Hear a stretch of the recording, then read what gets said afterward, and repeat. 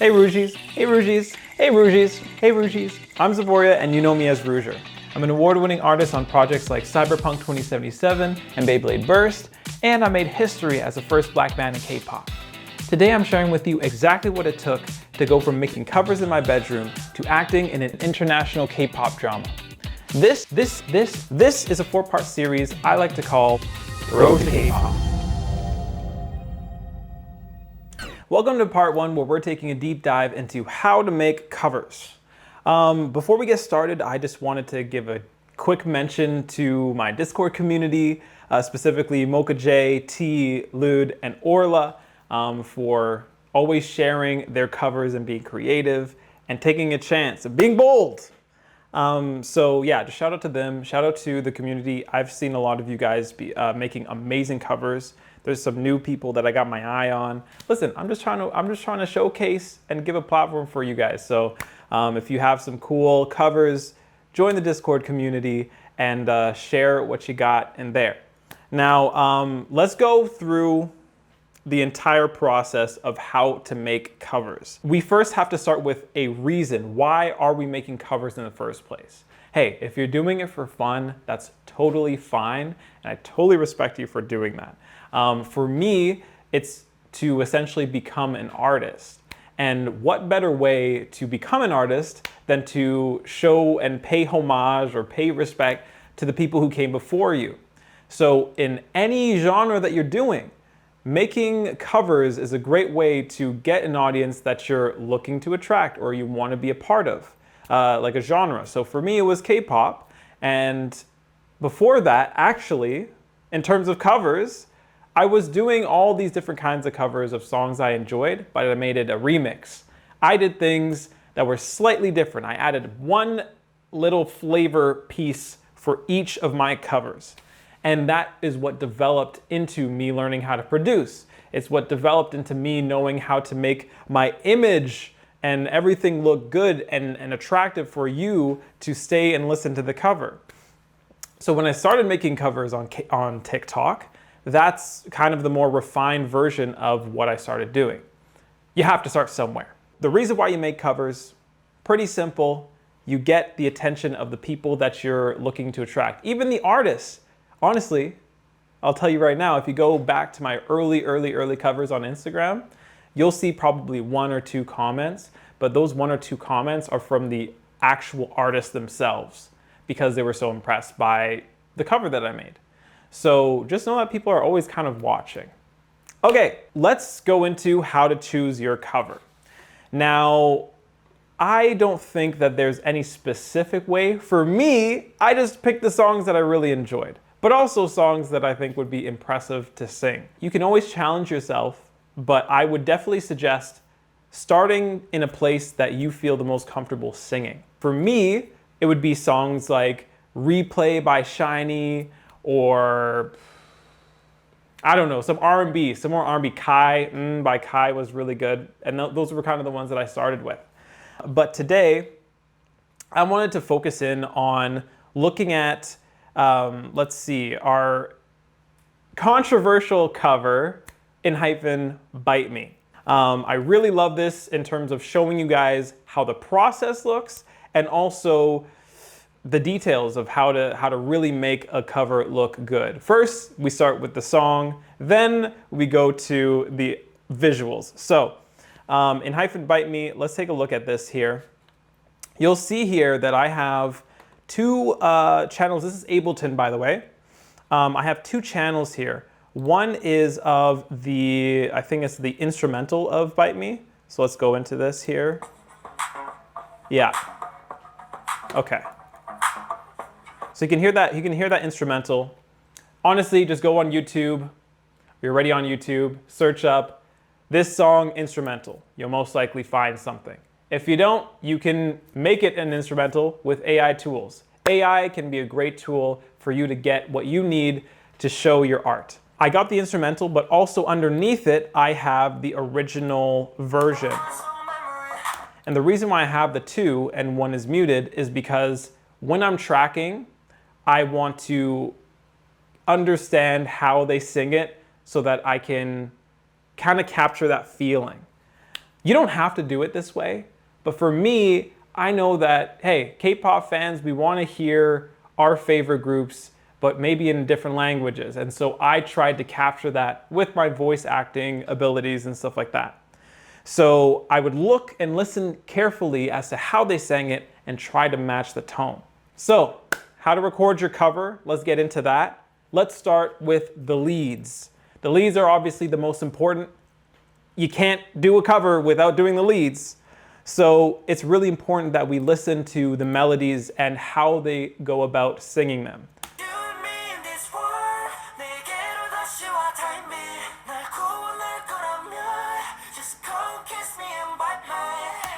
So, as you guys can hear, it's Korean. Yes. Did I sing it in Korean? No, I didn't. The reason why? Well, I know that K-pop wants to go to the West.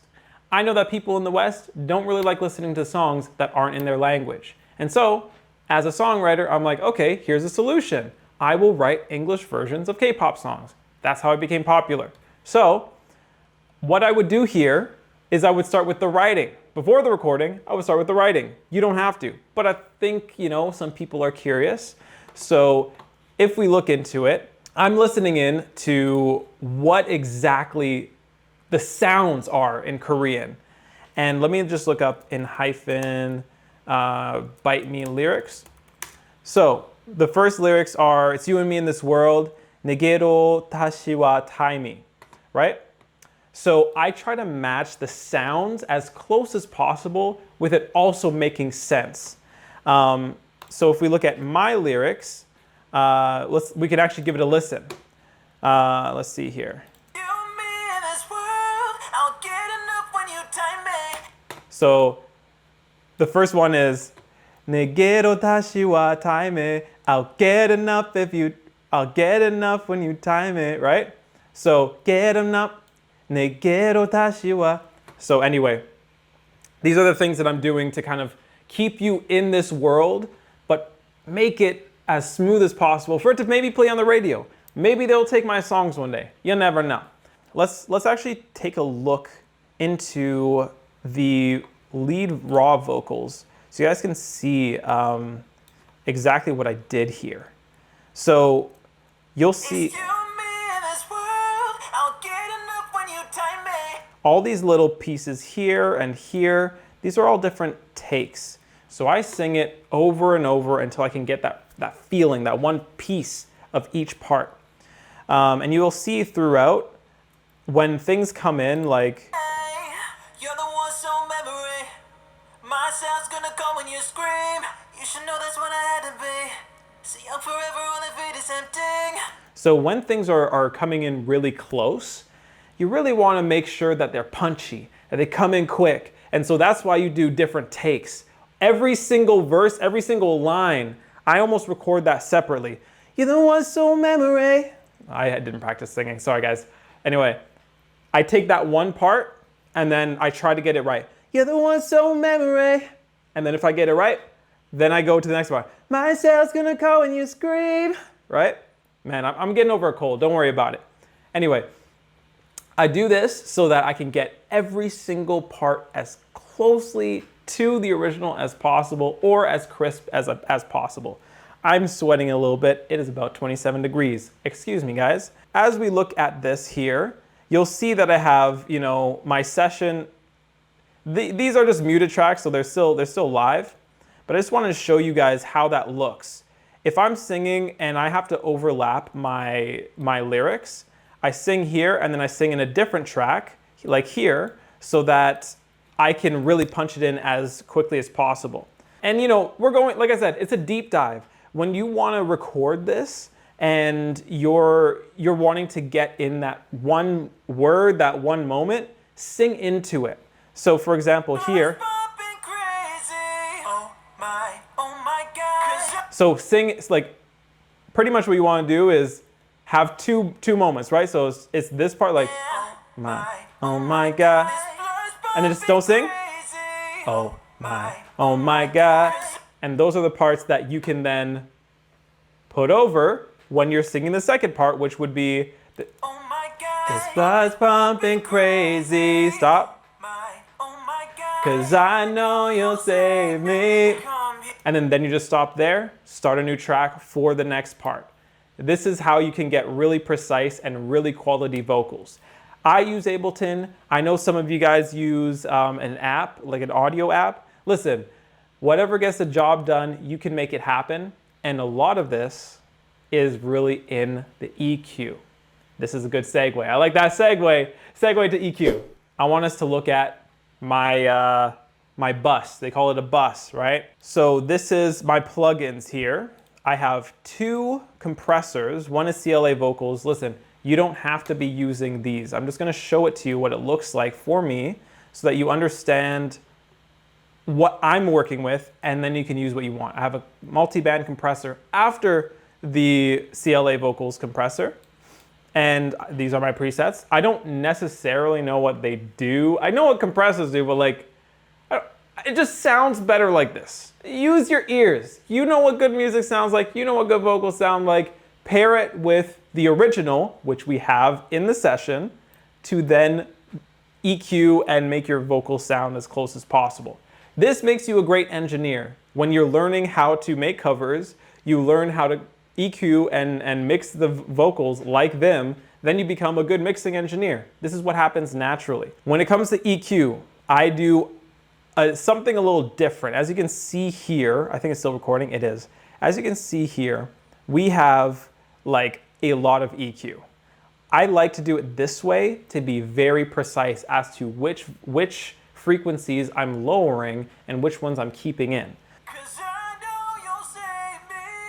So if we hear that here, you'll see the frequencies. So you'll see that right here. This area is pretty hot. We want to bring these down by capturing them. So you see that right there, we're going to bring that down. And when we bring that down, it equalizes. That's what it is, EQ, equalize. I'm getting a little hot. Let me just, okay. How many of these are we going to do? I don't know. Let's not do a drinking game to that. Okay, so I have 3 of these EQs to navigate within the low end, the mid frequencies, and the high frequencies. As you can see here, a lot of your frequency bending, your EQing is going to be closer to the low to mid, and then it tapers off in the high frequencies. Right here, there's only a few that kind of hiss at you. It really depends on your setup. I honestly would recommend DT990s as headphones for mixing. They're not too expensive and they do a really great job. I've mixed like 4 or 5 albums with these headphones, and I've gotten the thumbs up from a lot of heavyweight industry producers and stuff. So so this is kind of what a little crash course as to how I personally EQ. I think I would set it up a little differently now. I think I would probably put this here at the end. I'd probably put it near the end of the bus. But what this is, this third plugin here, it's an exciter. I really like this one for vocals. It just makes, it's like magic. It makes it sound really, really nice. I use this specific one, the Sweet Vocal, and then I just play around with the Beast and Beauty, and then just kind of capture that crisp pop sound. For other genres, I mean, it's slightly different. You maybe want to put a little more grit to one, but it's, when you know how to mix for pop, you could probably mix for most genres, if we're being real, because pop is just very clean, very crisp. All right, so I've shown you the bus, the plugin way that I do it. I've shown you how to record your lead vocals. I've shown you how to, I give you a crash course of how I do my mixing. Now, what I would like to show you are the background vocals. This is what's gonna take your cover from like a 5 to a 10, because that's where all the magic is, the background vocals. Let me see here. Let me just make sure that everything is not going to overheat. And let me show you my beautiful, beautiful background vocals. Now, these are a little different because with background vocals, you want to have a stereo image. And what that means is you have one singing on the left and the other singing on the right. So if you're going to be doubling your lead vocals, you'll have your lead vocal singing, and then you're going to have the same lead sang again. You put it to the left, you pan it to the left like this, you pan it to the left, full left, and then you have the second one, you pan it full right. And you'll be able to see that over here. I'll show you the raw vocals here. Let me just open this up here. Yeah, open this up. So if you see here, I have two of the same vocals. Oh gosh, it's probably gonna sound bad because I don't have any tune on it. Let's hear it. Anyway, you hear what I'm saying. Anyway, it's a little awful. You know, I was in a rush. That's why we use auto-tune, to kind of smooth it out a little bit. But as you can see, for each of my tracks, I have auto-tune. Every single one of my tracks, I have auto-tune and vocal rider. Vocal rider, what it does is, you see all these peaks here? You see this? It's going to even this and the low ends out so that it's nice and even and doesn't spike in your vocals. That's going to be really, really useful for you to make a nice, even mix. We have stereo image. If you do harmonies, do it on both sides. If you do octaves, do it on both sides. And then eventually, you'll have it all come together. Let me just get this out of the freaking way. And let's listen to what it sounds like when it's processed. Okay, so that is the double right there. And then I added one harmony.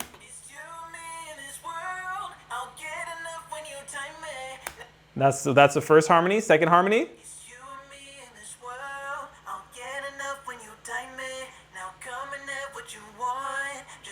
I'll tell you, these harmonies were actually pretty tough because I had even a fourth one. What was it?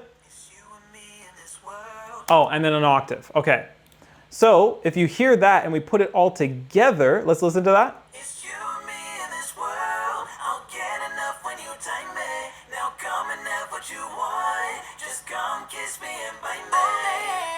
Okay, so you hear that and listen to this.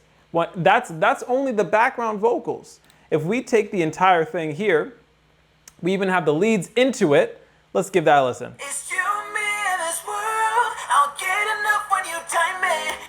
So as you can hear, the lead is very much in the front because it's leading. And then the harmony and the doubles are there to support the vocals to make it sound more full, more put together. And so let's take it a little deeper dive into this, okay? We need to, the biggest key that I when I brought people onto my team, I wanted to share with them, like, okay, your biggest tool is to be a good listener. I learned how to mix by listening. I listened to a lot of music, and the music that I listened to, like the songs that I listened to a lot, I could be like, oh, I want my song to sound like this. I put that as a reference, and then look at you. You can have an exact example of what you want it to sound like. If it doesn't sound like that, then it's not properly mixed. This is a good way for you to know where everything sits in the vocal or in the track. Another quick tip that I want to give you guys is that if you're stacking a lot of vocals together, and they're all, let's say it's like a group chant. Let's say it's a group chant. What you want to do is you want to have your first double, fully left, fully right, right? 50-50. And then your second double, you're going to split the difference. Let's make that one, I don't know, 35-35. And then your third one, maybe 25-25. And that's going to make it sound like the entire room is filled. I think a really great way to think about it is like you have your room, you have the audience, and they're sitting here, right in the center, and the vocalist is right in the center. If you're talking about producing a song or anything, even just vocals, think about it as there can't be a second person exactly at the center. because someone is already standing there. So if you have your lead vocal and you want something to sound like it's kind of next to it, maybe put it 10 cents. 10 cents to the left, 10 cents to the right. Wait, your side would be 10 cents to the right, 10 cents to the left. Anyway, you're gonna take that and then you're going to just imagine the room. How can I fill this room? How do I want this audience member to hear the sounds? Usually, you don't really want to hear the lowest note, the lowest part of the choir at the front. They're going to sit in the back, and so that's when you bring the volume down. The volume is the distance from the listener, and then the panning is literally the peripheries of the listener, right? Where are you going to have these people stand so that your listener can enjoy the experience, right? So there we go. Do I have gang vocals here? I do have gang vocals. Aha! This is great. Okay, so as you can see here, as my screen is recording, let's see, the camera temperature has risen. Stop shooting if you're on shoot mode. Crap! Be back real quick. Okay, we're back. Technical difficulties, once again, can't evade them. This is a long video, but I told you we are taking a deep dive. So we're going through step by step how I made this happen, because at the end of this, I want you to feel empowered and feel like you can do exactly what I did. Listen, equipment comes with time. This camera came after I was hustling for about 4 years, and I finally landed my first big role on TV. So don't worry about the equipment for now. Focus on gaining the skills, because when you can have the skills without the equipment, once you get it, you're flying ahead. And this is what we're doing right now, all right? So let me start recording, screen recording again. Oh my goodness. Okay, am I? Okay. Okay, cool, we got this. Now, we're going into gang vocals, right? Gang vocals. I wanted to show this to you guys because I think it's really important. This is kind of like my little secret sauce I got over here, all right? I wanted to show you exactly what this looks like because, you know, I have the same kind of bus, same kind of things here. Let me just turn these on so you can hear it.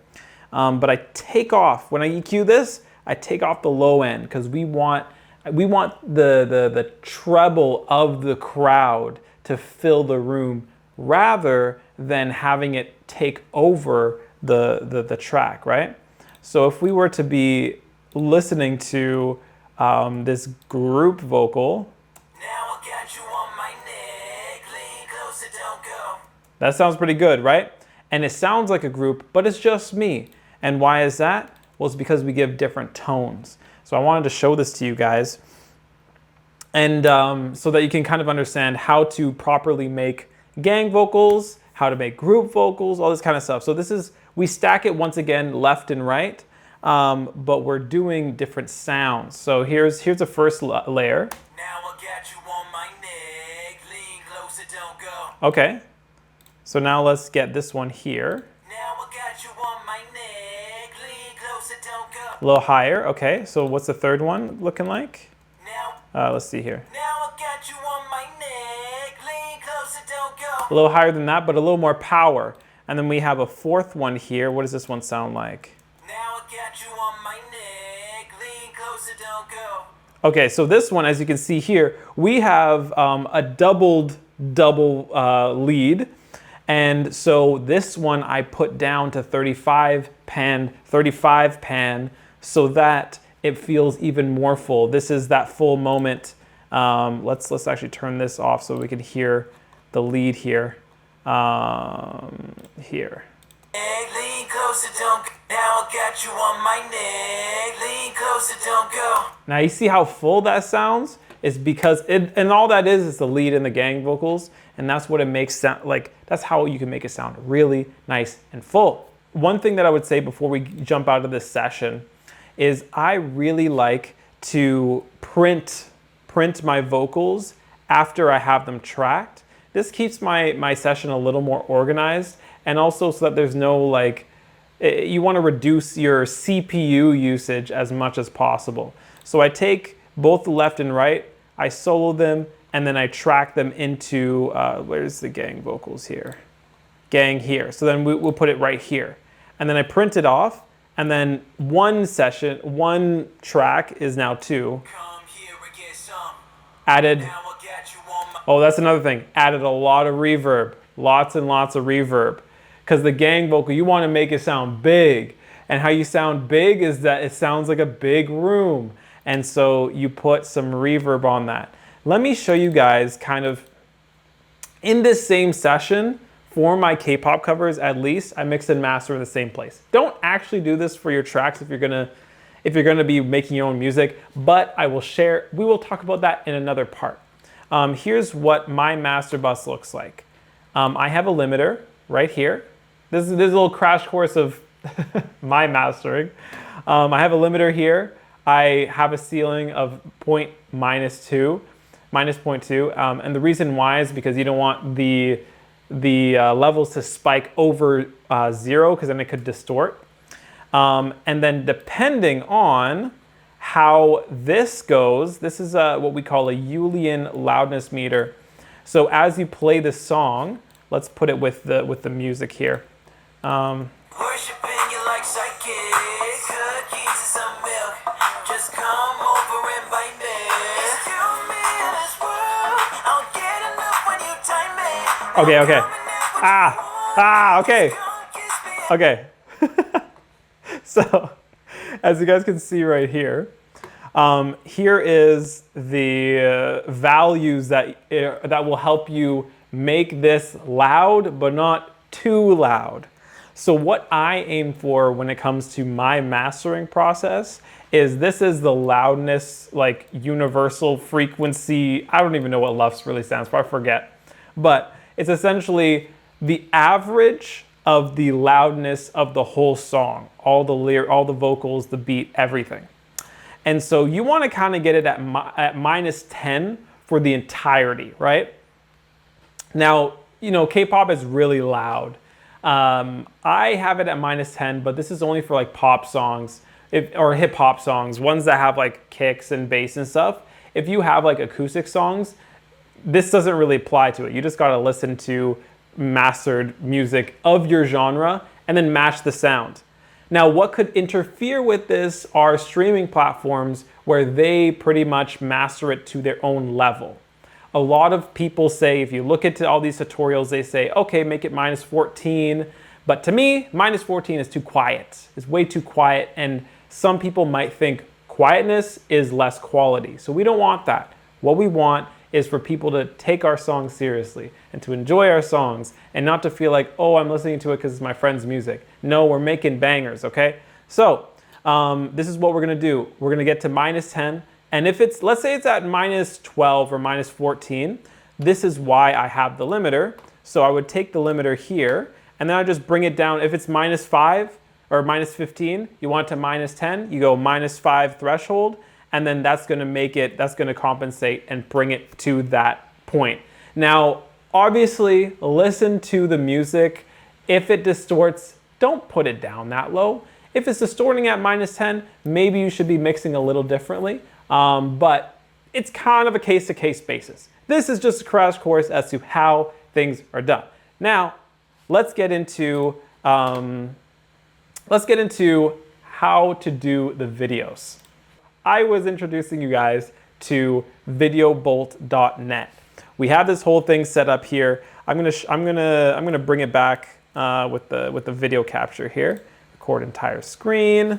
Okay, so as you guys can see right here, we have videobolt.net. I really love this website. Not sponsored. Listen. Okay, first of all, I'm not getting paid for any of these covers. I just hope you guys know this.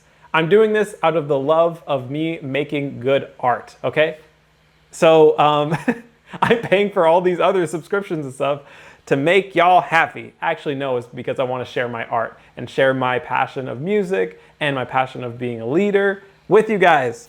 So I put in all this extra work so that you can be proud of what I'm creating and that you can share it with your friends and be excited about it. So here, we have Video Bolt. This is a visualizer. There's a lot of visualizers on this website, but this version is actually of Broken Melodies, the last full cover that I've done on this page. And so I wanted to show you kind of the template here, because you can customize this all you want, and you can change the song. Let's say let's gonna upload a song. Let's just use this song for an example. Anyway, you can go to Video Bolt. You can choose any visualizer. There's so many visualizers. I really like the ones that are reactive. And I had the whole idea of being like branding and like circles and with circles and fisheye lenses. So this is why I did it this way. I also did it this way because I wanted to showcase the different colors, the different members of the group. We have Jade, we have Sophia, we have Romeo. They all have their colors. So what better way than to change the different values of this visualizer to show, hey, this person's singing, this person's singing. And so I hope you guys noticed that along the way of us making these covers. So yeah, I use Video Bolt. You can put video, what I did, and what you can do with Video Bolt is I added maybe the color. I changed the color. Let's see, you go to customize, you can change the color here, change the font. But I took all of this out, and what I did is I exported this visualizer with the reaction type of things. Let's give it a look. Oh, hang on. Oh, this is super loud.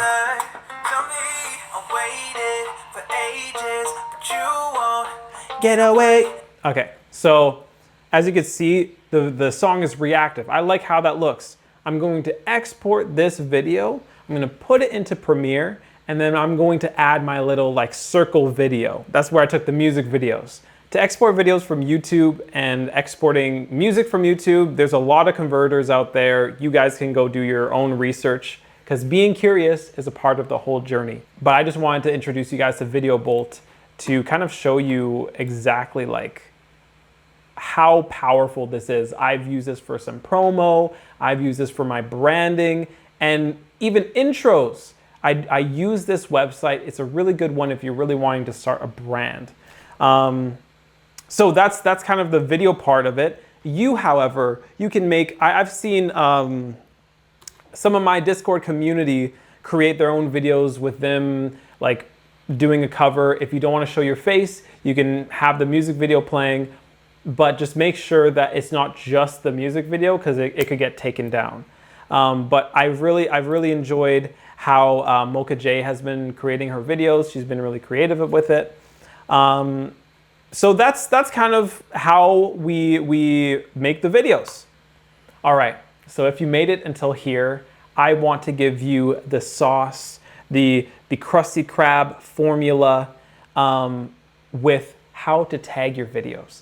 This is going to be the most important for when it comes to having your video be seen consistently throughout your favorite artist's career, really. Whenever they make a release, your video could pop up. We want for that to happen.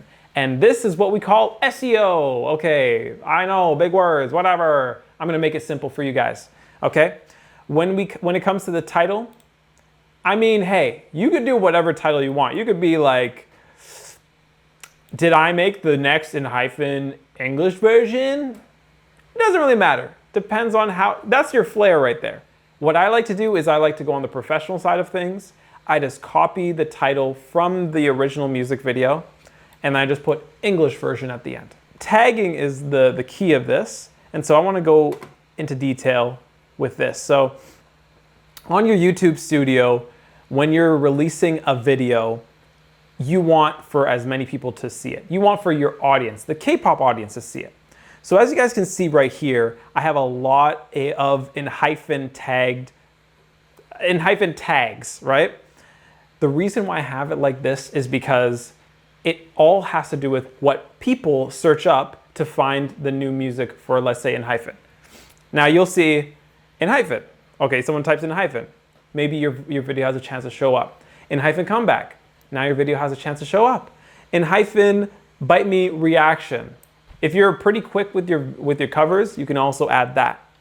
And it goes all the way down the list. Every single time now that in hyphen drops a new song and someone types in hyphen comeback, your video could pop up. These are the keys. I'm gonna leave this up here so you can see the tags that I have, and pause if you need to.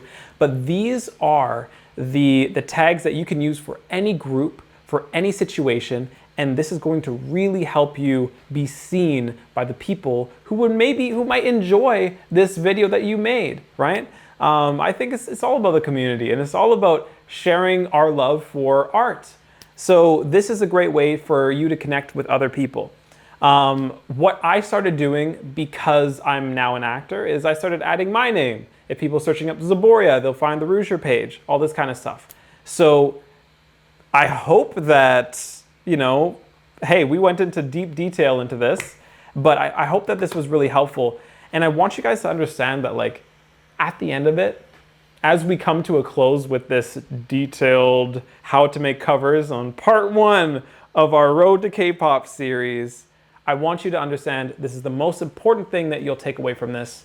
Numbers do not matter. Quality matters. Skill matters. And so you can work on that every single day. It doesn't matter who sees it now, because listen, regardless of the millions, I have over like 50 million views on all the covers that I've done. My songs that I release are still getting less than 1,000 listens, but that's okay, because I want you to be curious enough to find it yourself. I'm not promoting it over and over, be like, hey, check out my music, because that's not the point. I want you to be excited enough about me that you're like, you know what? I want to learn more about you, and all of that is there. I want that to be a treasure for you guys to open up and be like, oh my gosh, this is great. But on your time, not on mine. So I will continue making music, making art, making these videos to help you along your way, and hopefully, maybe at some point, you'll return the favor. So thank you so much for sticking around. I know it's a long video, but appreciate you for listening in, because I'm giving you exactly how I did it. Making covers in my bedroom to acting in an international K-pop drama. How did I do it? You're gonna find out here in Road to K-pop. Yeah, that's a good outro. Stay curious, stay creative, stay rooted. One shirt, Kaito Nan. I'll be walking the path according to plan. One shirt, Kaito Nan.